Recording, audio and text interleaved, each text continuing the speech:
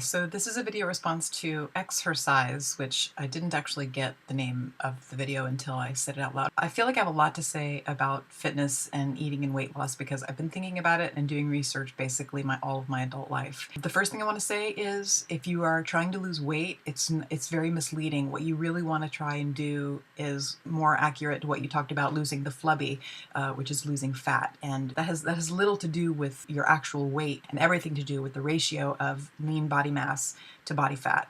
And for men, I think the ideal percentage is somewhere between like 9 and 14. For women, it's more like 12 to 20. If you're doing muscle workouts, you may actually gain a little bit of weight because fat takes up 5 times as much space as muscle. The second thing is cardio is not good for weight loss, and I can't stress that hard enough. It's great for you and it's great for your health, but there is definitely a way to overdo it that is not healthy. And I think most of the people who tend to want to try and lose weight on cardio, you end up having to do so much of it that by the time you get to your ideal body composition, you think you can stop.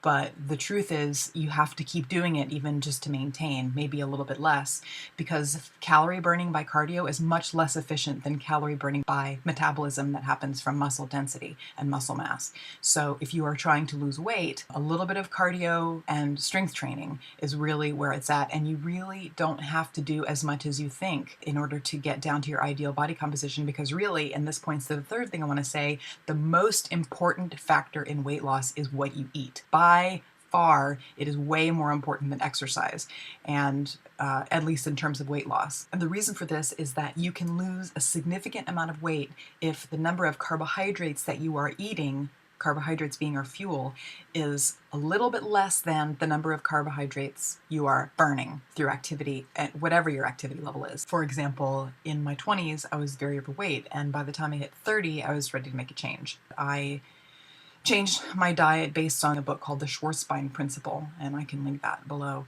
I didn't actually do any more exercise. We had a fairly sedentary lifestyle, although I had a young child, so there was chasing a toddler around, which isn't insignificant, but it's certainly not 5 hours a week of cardio. And all I did was adjust my eating habits so that I was eating balanced meals that did not put excess carbohydrates into my system. I lost 43 pounds. So it really isn't about exercise. It's way more about what you eat. So if you're going to try and lose fat, the thing that you need to do is cut out all of the excess carbohydrates. So now, we know each other, and I know you, and I know that you drink a lot of soda, for example. So pardon me if I'm touching a nerve or getting a little too personal, but if you did nothing else but cut out soda, for example, you might get rid of the flubby way faster than you would otherwise. But push-ups is a good way to go, because in doing that, you're building muscle, like all the ones that you talked about, engaging the core muscles and things like that. Oh, the other thing I want to say is, and I realize by saying this I may be sparking some very heated discussions,